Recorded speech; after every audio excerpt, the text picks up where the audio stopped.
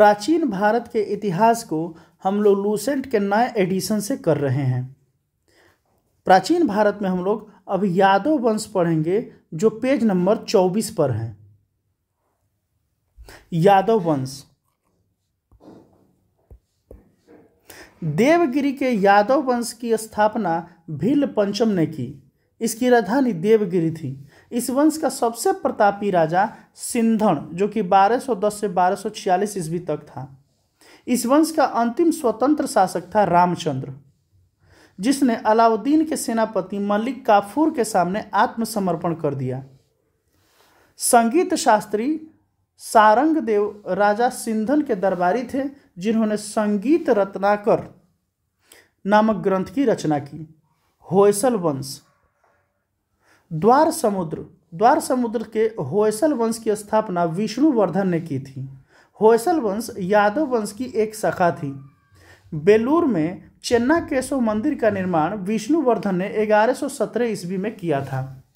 होयसल वंश का अंतिम शासक बीरबल तृतीय था, जिसने मलिक काफूर को हराया था। होयसल वंश की राजधानी द्वार समुद्र आधुनिक हेलीवेड था। कदम्ब वंश। कदम्ब वंश की स्थापना मयूर शर्मन ने की थी। कदम्ब वंश की राजधानी बनवासी था। गंग वंश। गंग वंश का संस्थापक वज्रहस्त पंचम था। अभिलेखों के अनुसार गंग वंश के प्रथम शासक कोंकणी वर्मा था। गंगों की प्रारंभिक राजधानी कुवलाल कोलर थी, जो बाद में तलकार हो गई। दत्तक सूत्र पर टीका लिखने वाला गंग शासक माधव प्रथम था। काकतीय वंश। काकतीय वंश का संस्थापक बीटा प्रथम था, जिसने नलगोंडा हैदराबाद में एक छोटे से राज्य का गठन किया, जिसकी राजधानी अमकोंड थी। इस वंश का सबसे शक्तिशाली शासक गणपति था। रुद्रमा देवी गणपति की बेटी थी, जिसने रुद्रदेव महाराज का नाम ग्रहण किया, जिसने 35 वर्ष तक शासन किया। रुद्रमा देवी बेटी थी और वो 35 वर्ष तक शासन की थी। बहुत इंपॉर्टेंट है, जो कि काकतीय वंश की थी। गणपति ने अपनी राजधानी वारंगल में स्थानांतरित कर ली। इस राजवंश का अंतिम शासक प्रताप रुद्र, जो कि 1295 से 1323 ईस्वी तक था। रायगज केसरी और दयागज केसरी काकतीय वंश की उपाधियां हैं। दयागज केसरी की उपाधि काकतीय राजा प्रताप रुद्र को दी गई थी। रायगज केसरी की उपाधि रुद्रमा देवी की थी। यह उपाधि उन्हें अपने पिता से मिली थी। रायगज केसरी। यह उपाधियां सिक्कों पर अंकित होती थीं।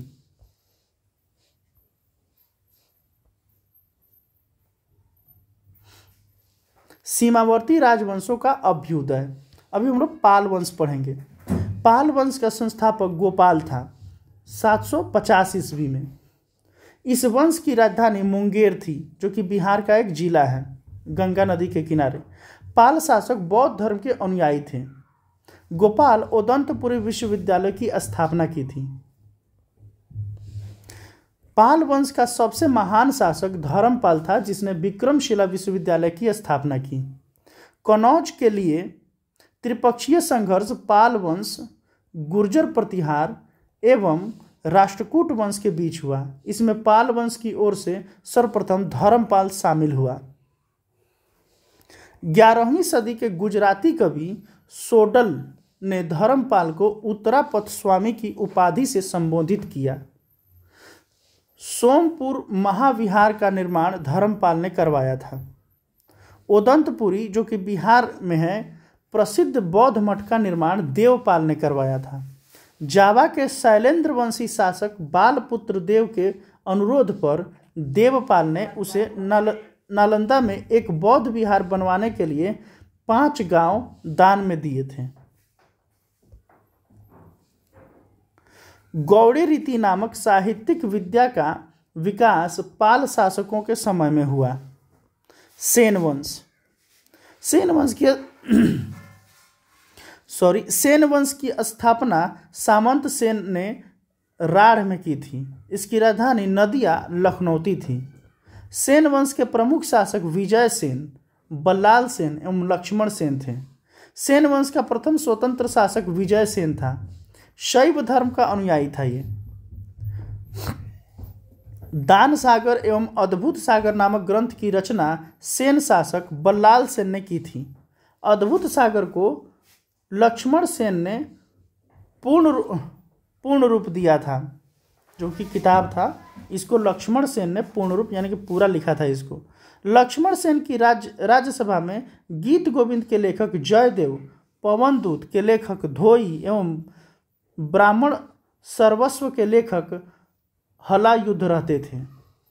हलायुद्ध लक्ष्मण सेन का प्रधान न्यायाधीश एवं मुख्यमंत्री था।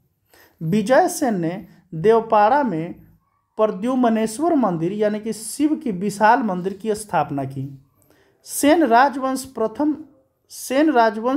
राजवंश था जिसने अपना अभिलेख सर्वप्रथम हिंदी में उत्कीर्ण करवाया। यानी कि सेन राजवंश पूरे इतिहास में ऐसा राजवंश था जिसने हिंदी में शिलालेख लिखवाया, अभिलेख लिखवाया। लक्ष्मण सेन बंगाल का अंतिम हिंदू शासक था। कश्मीर के राजवंश। कश्मीर पर शासन करने वाले शासक वंश कालक्रम से इस प्रकार थे। सबसे पहले कारकोट वंश था, उसके बाद उत्पल वंश, उसके बाद लोहार वंश। 627 ईस्वी में दुर्लभ वर्धन नामक व्यक्ति ने कश्मीर में कारकोट वंश की, जो कि हिंदू वंश थी, की स्थापना की। वेनसांग ने उसके शासनकाल में कश्मीर की यात्रा की।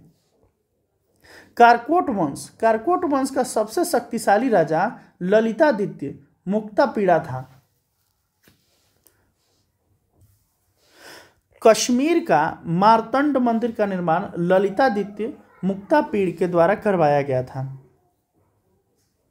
कारकोट वंश के बाद कश्मीर पर उत्पल वंश का शासन हुआ। इस वंश का संस्थापक अवंती वर्मन था। अवंतीपुर नामक नगर की स्थापना अवंती वर्मन ने की थी। अवंती वर्मन के अभियंता शूय ने सिंचाई के लिए नहरों का निर्माण करवाया।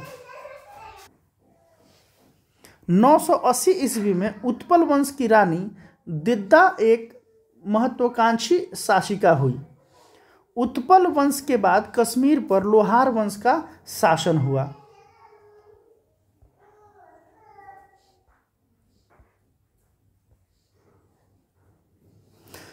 लोहार वंश का संस्थापक संग्राम राज था। संग्राम राज के बाद इसकी पत्नी सूर्यमती ने प्रशासन को सुधारने में उसकी सहायता की। लोहार वंश का शासक हर्ष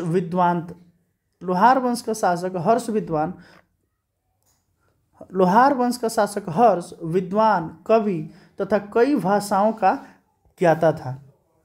कल्हण हर्ष का आश्रित कवि था।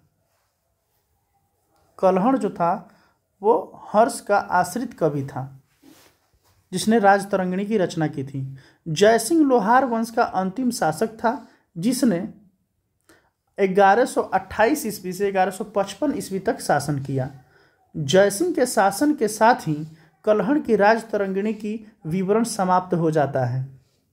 कामरूप का वर्मन वंश। 4वीं शताब्दी के मध्य कामरूप में वर्मन वंश का उदय हुआ। इस वंश की प्रतिष्ठा का संस्थापक पुष्यवर्मन था। इसकी राजधानी प्राग ज्योतिष नामक स्थान पर थी। कालांतर में कामरूप पाल साम्राज्य का एक अंग बन गया। राजपूत वंशों की उत्पत्ति। गुर्जर प्रतिहार वंश। मालवा का शासक नागभट्ट प्रथम गुर्जर प्रतिहार वंश का संस्थापक था। नागभट्ट सेकंड को राष्ट्रकूट सम्राट गोविंद थर्ड ने हराया था। प्रतिहार वंश का सर्वाधिक शक्तिशाली व प्रतापी राजा मिहिर भोज था। इसने अपनी राजधानी कनौज में बनाई थी।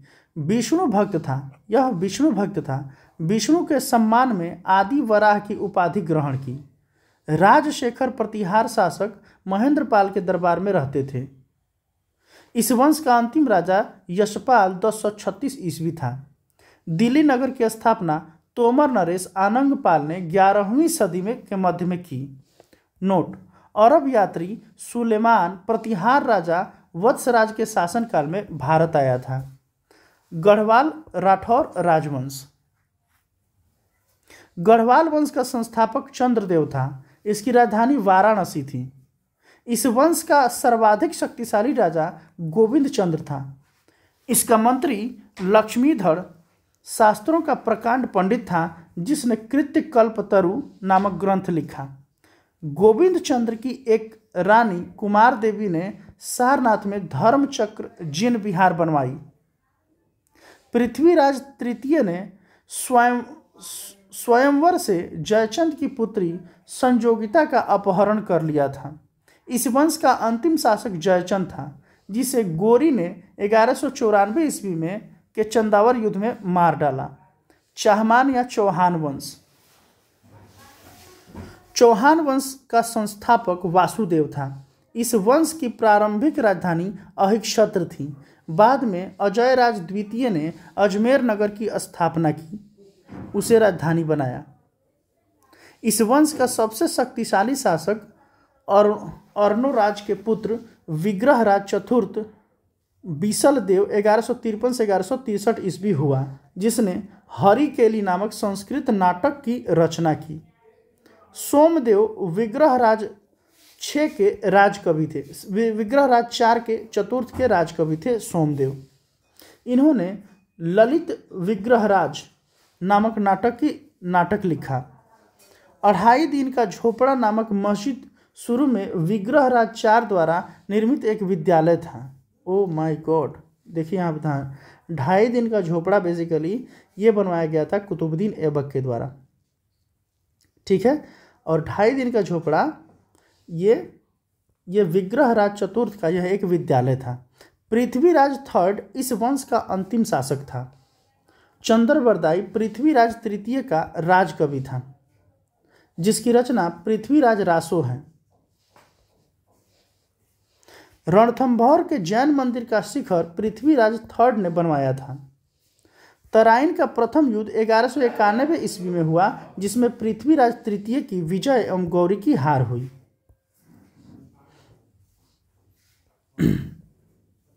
तराइन के द्वितीय युद्ध 1192 ईस्वी में हुआ, जिसमें गौरी की विजय एवं पृथ्वीराज तृतीय की हार हुई।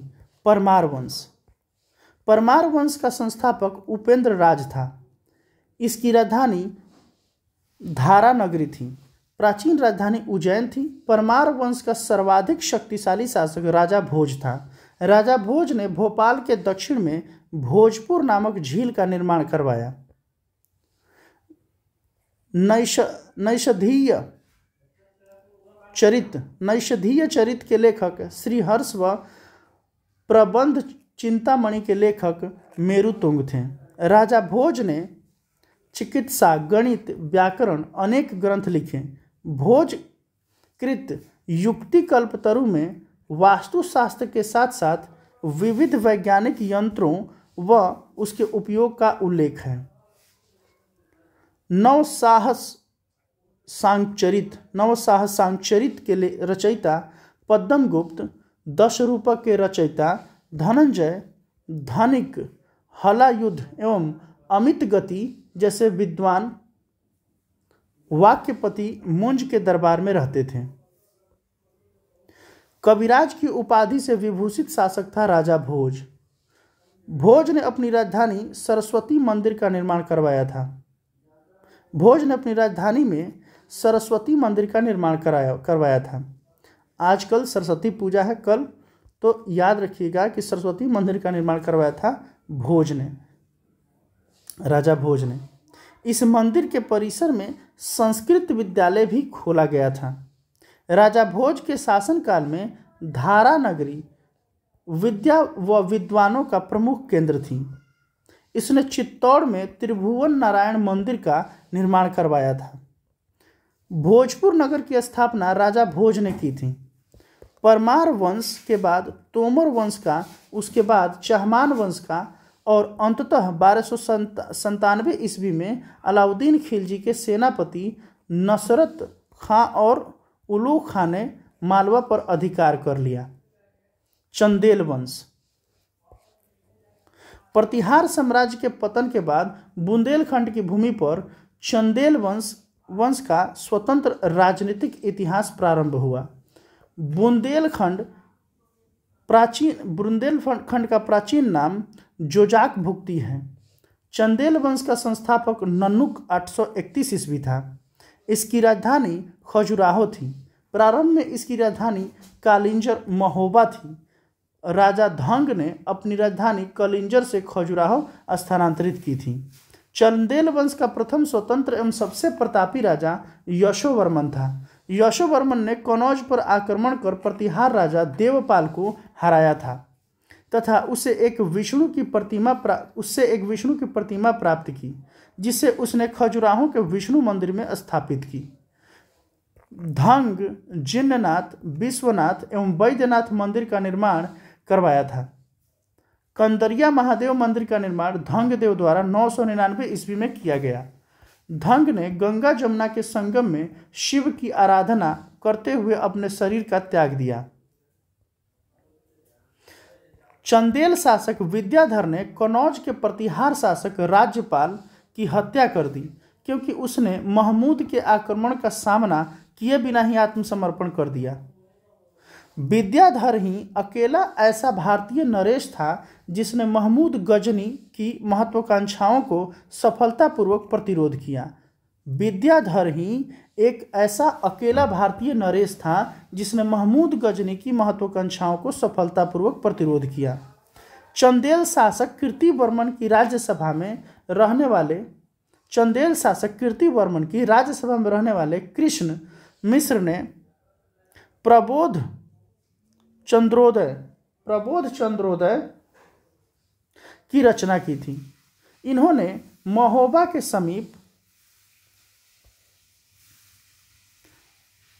के समय कीर्ति सागर नामक, यहाँ पे कीर्ति सागर लिखा है, कीर्ति सागर नामक जलाशय का निर्माण किया।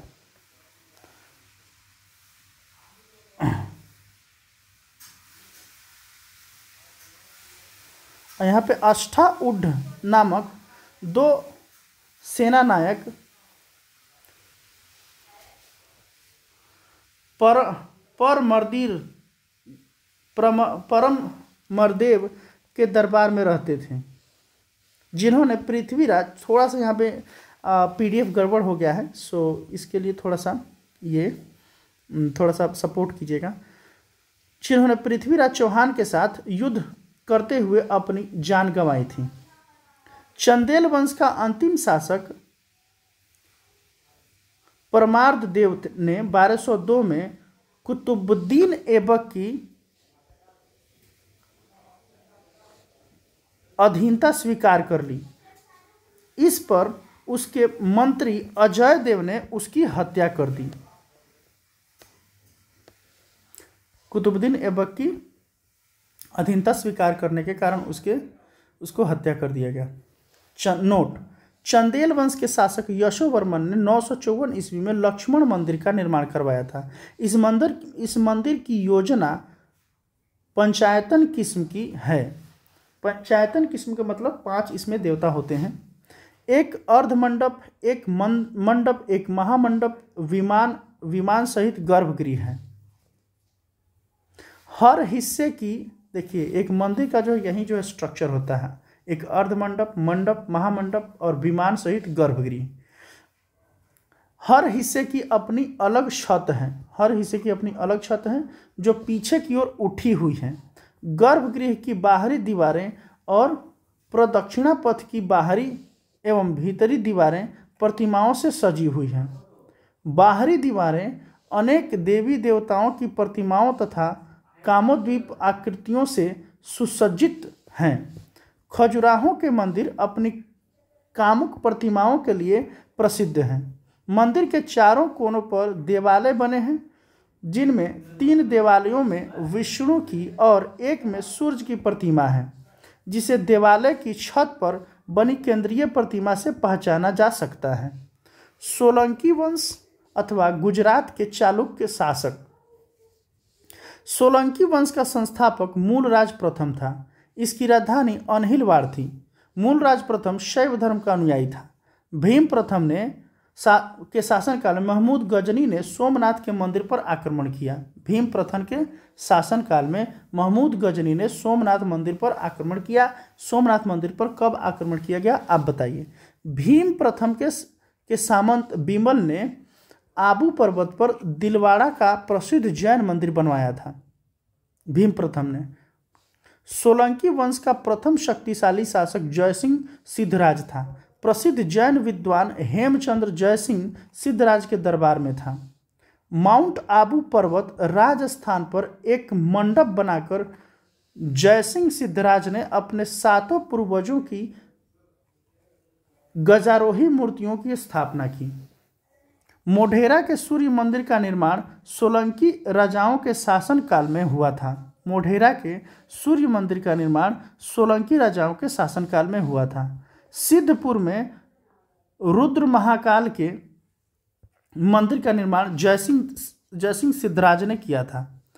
सोलंकी शासक कुमारपाल जैन मतानुयायी था। वह जैन धर्म के अंतिम राजकीय प्रवर्तक के रूप में प्रसिद्ध है। सोलंकी वंश का अंतिम शासक भीम द्वितीय था। भीम द्वितीय के एक सामंत लवण प्रसाद ने गुजरात में बघेल वंश की स्थापना की। बघेल वंश का कर्ण सेकंड गुजरात का अंतिम हिंदू शासक था। देखिए, अंतिम हिंदू शासक, साउथ का अंतिम हिंदू शासक, नॉर्थ का हिंदू शासक और गुजरात का अंतिम हिंदू शासक। तो इस ढंग से इतिहास को समझने में आसानी हो जाता है। तो ये क्या था, कर्ण जो सेकंड था गुजरात का अंतिम हिंदू शासक था।